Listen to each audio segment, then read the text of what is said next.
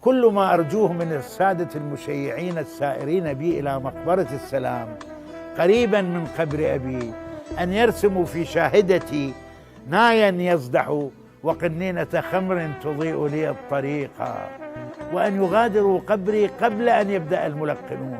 فلا وقت لدي في الليلة الأولى، سأزور الشهداء القديسين وأراهم يفركون راحاتهم ندما، فقد قتلوا من أجل أن يتربع شعيط ومعيط على صدورنا. سأزور الشهداء القديسين وأراهم يفركون راحاتهم ندما، فقد قتلوا من أجل أن يتربع شعيط ومعيط على صدورنا بسياراتهم الرباعية الدفع وبأنواتهم التي ما أنزل الله بها من سلطان.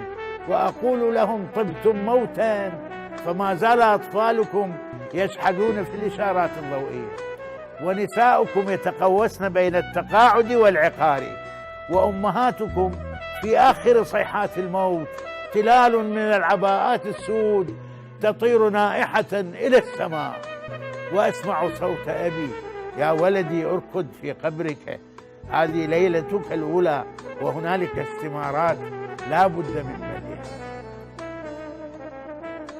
سأزور في الليلة الثانية صديقي حسنا الذي أوصاني أن أتسلل بعد منتصف الليل خلسة إلى قبره، وأرى القبور تتلفت مذعورا حوله.